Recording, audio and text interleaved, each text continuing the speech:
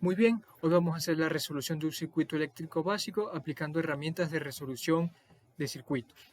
El ejercicio dice lo siguiente: dada la figura del circuito, se pide determinar las corrientes IG e I sub 0 en el circuito. IG está definida como la corriente de la fuente e I sub 0 es la corriente que pasa por este ramal.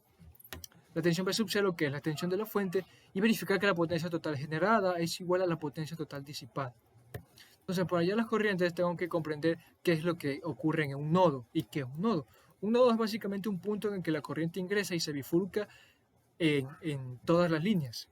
Es decir, que la corriente IG va a entrar por aquí y en este nodo se va a distribuir entre I sub 1 e I sub 0, de manera que IG sea igual a I sub 1 más I sub G, lo cual tiene sentido, ya que estas dos corrientes son solamente fracciones de esta IG. Por lo tanto, si yo la sumo, tiene que darme la corriente original.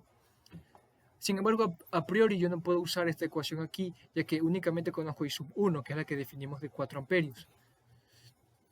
Tengo que utilizar otra herramienta para poder relacionar las corrientes, y para eso está la división de corriente. La división de corriente me dice que yo puedo encontrar la corriente de bifurcación en función de la corriente que ingresa. Entonces tenemos que trabajar con esta corriente, ya que es la única que conozco, que es I sub 1.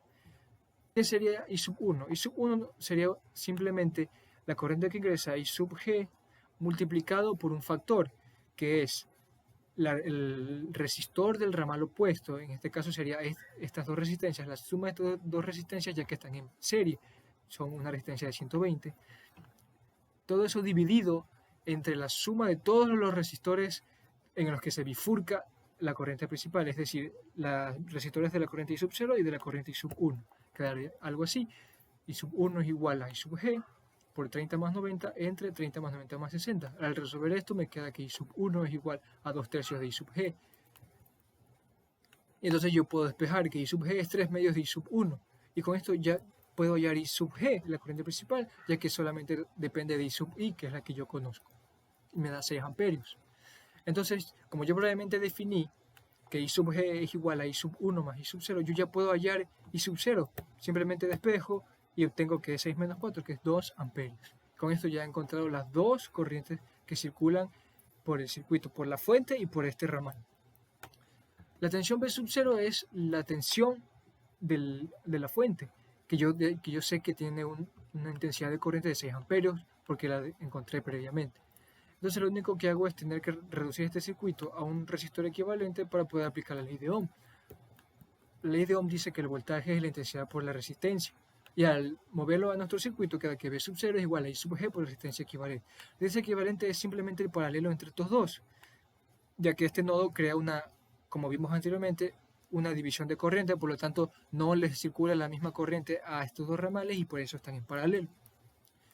Es 120 en paralelo con 60. Para este circuito que tiene solo dos resistores, puedo aplicar esta fórmula, que es la multiplicación de los dos resistores entre la suma de los dos. Si tuviese más resistores, tendría que aplicar la forma general, que es la suma de los inversos y de cada resistencia, y a ese elemento sacarle el inverso. ¿Qué es lo que se hace aquí? Simplemente que al realizar esa operación queda que es la multiplicación de resistencias entre la suma de las dos. Ya puedo hallar que el voltaje de la fuente es 6 por 40, que es 240 voltios. Potencia generada y potencia consumida. La potencia generada es la potencia que aporta a la fuente, y la potencia consumida es la potencia que disipa los resistores. En este caso, como es un circuito práctico, es un circuito ideal, lo que se hace es asumir que es la misma. En la práctica hay ciertas diferencias porque los cables consumen, pero en este caso se considera que los cables son ideales y que no consumen nada de voltaje. Entonces, yo para poder hallar la potencia generada, yo sé que es intensidad por voltaje, el voltaje de la fuente y la intensidad de la fuente. Pero para hallar la potencia que reciben los resistores, en este caso podría usar también esta resistencia porque me piden la total. Sin embargo, si yo dejo el voltaje en función de la resistencia y la intensidad, se me simplificarían los cálculos en otro tipo de circuitos, ya que la resistencia yo conozco, es una característica física que me dan. En cambio, el voltaje y la intensidad de una resistencia no la conozco. Esta forma simplifica los cálculos porque solo tengo que hallar la intensidad que pasa por esa corriente. En este caso, simplemente se verifica. 6 por 240 es 1400, que es la potencia generada, y 6 al cuadrado por 40, que es 1440, que es la potencia consumida por los resistores.